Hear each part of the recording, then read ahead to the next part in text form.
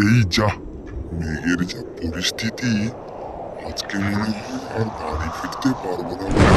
যা ঝড়ে বৃষ্টি নেমেছে, থামারও কোনো নামগন্ধই নেই। ধারে পাশে কোনো বাড়ি ঘরও দেখছি না। কোথায় গিয়ে আশ্রয় নিই, একটু এগিয়ে গিয়ে দেখি কোথায় আশ্রয় মিলে কিনা।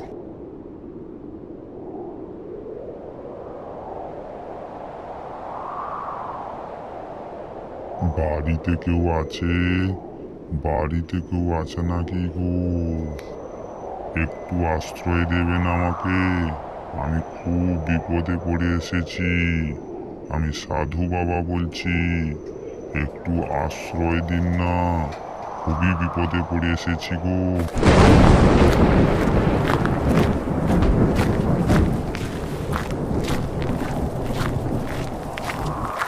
এত ঝড় বৃষ্টির মধ্যে সাধু বাবা যে, বাবা তোমার দর্শন পেয়ে জীবনটা আমার ধন্য হয়ে গেছে। বলুন বাবা, কি করতে পারি আপনার জন্য?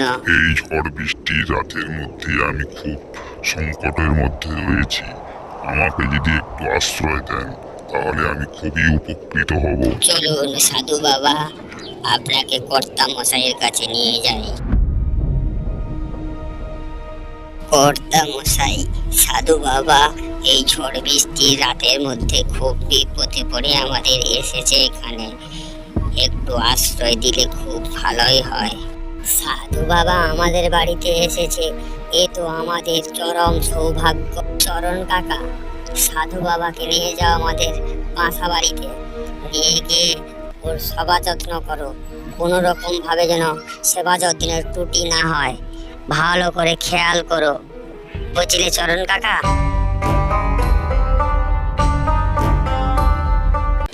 চরণ কাকা তো সাধু বাবাকে নিয়ে গেল, ওনার কোনো সেবার ত্রুটি হলো কিনা একবার গিয়ে নিচে চোখে দেখেই আসি।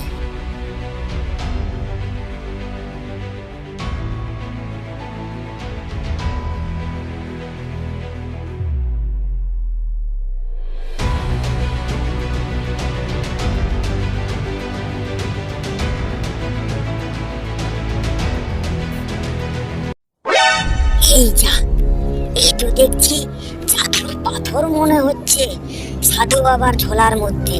এ তো মনে হচ্ছে জাদুর পাথর। সাধু বাবা এই জাদুর পাথর নিয়ে কি কাজ করবে?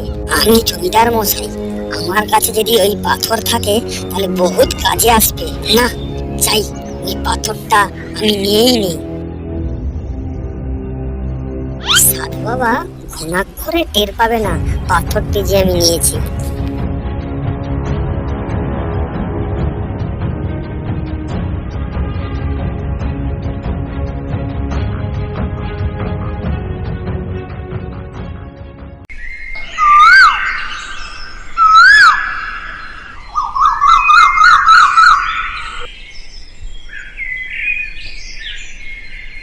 সূর্যদেব উদয় হয়ে গেছে, এবার আমি উঠি, ফিরে যাই আমার গন্তব্যস্থলে। আমার এই ঝোলার মধ্যে আমার সবুজ পাথরটিকে তো দেখছি না। নিশ্চিত কোনো ব্যক্তি এসেছিল আমার এই কক্ষে। এদিকে দেখছি দরজা খোলা হয়ে আছে। নিশ্চিত ওই জমিদার মশাইয়ের বাড়ির কেউই এই পাথরটিকে নিয়ে গেছে। জমিদার বাবুকে কি একটু বলি।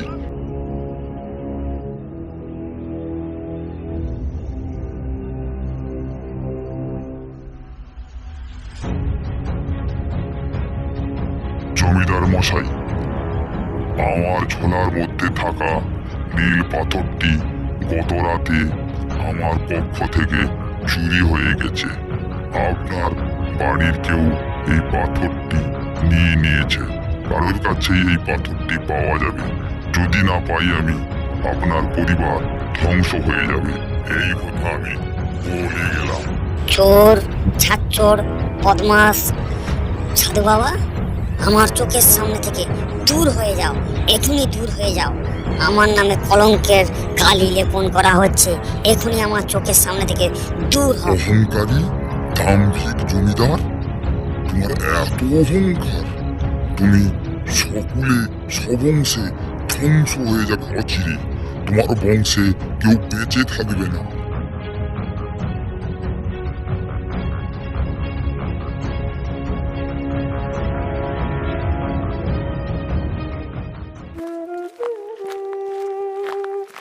কি গো, কদিন থেকে তো ভাত মুখেই তুলছো না, কি হয়েছে তোমার? কদিন থেকে দেখছি তুমি মনমরা হয়ে আছো। কত করে বললাম সাধু মশাইয়ের নীল পাথরটা ফেরত দিয়ে দাও, কথা তো শুনলে না, নিজের কাছে রেখেই দিলে। এবার সাধু মশাইয়ের ক্রোধ থেকে বাঁচো কি করে, এবার আমি দেখব। এবার সাধু মশাইয়ের রাগ থেকে বংশকে কি করে বাঁচাও আমি দেখব। অনেক দিন থেকে বসে বসে আর ভালো লাগছে না।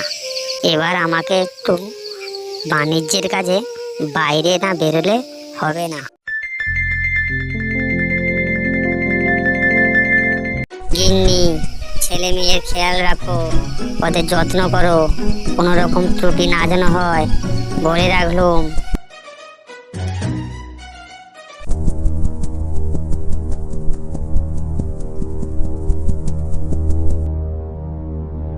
আমাদের কর্তামশাই আর বেঁচে নেই, বাণিজ্যে গিয়েছিল, সেই নৌকো ডুবি করে মারা গেছে।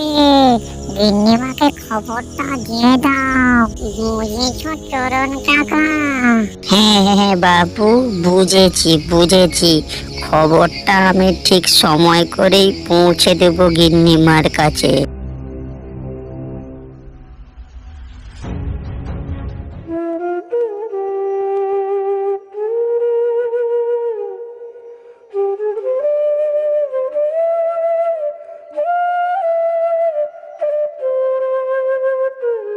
শুনেছ গিন্নিমা, আমাদের কর্তামশাই আমাদের মধ্যে আর নেই, বাণিজ্যে গিয়ে নৌকো ডুবি হয়ে মারা গেছে। কর্তামশাই যে নেই আমি আগে থেকে আঁচ করতে পেরেছিলাম। কর্তামশাই যখন নেই, এত ধন সম্পত্তি, টাকা ঐশ্বর্য আমরা নিয়ে কি করব? তার থেকে কর্তামশাইয়ের প্রিয় পুকুরে ঝাঁপ দিয়ে আত্মবিসর্জন দেব।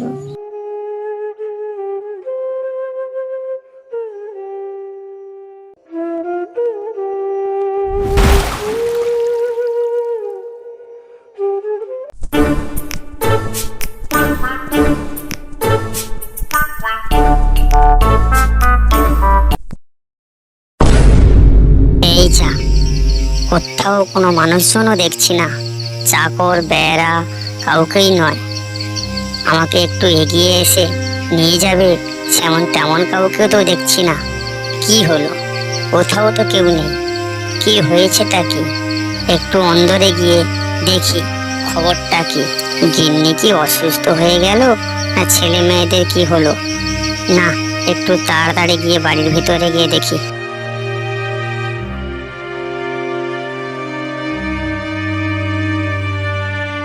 কি হলোটা কি? কোনো মানুষজন, গিন্নি, ছেলে পুলে কাউকেই তো দেখতে পাচ্ছি না। গেলটা কোথায়? নিঃশুনশান বাড়ি ভোর, কি হলোটা কি? না না না, বাড়ি ময় হন্যে হয়ে ঘুরছি, এরুম থেকে সেরুম, সেরুম থেকে এরুম, কোথাও দেখতে পাচ্ছি না।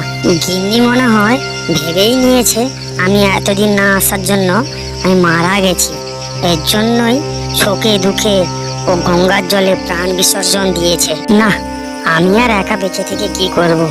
আমিও ওদের মতন গঙ্গার জলে প্রাণ বিসর্জন দিয়ে মারা যাব।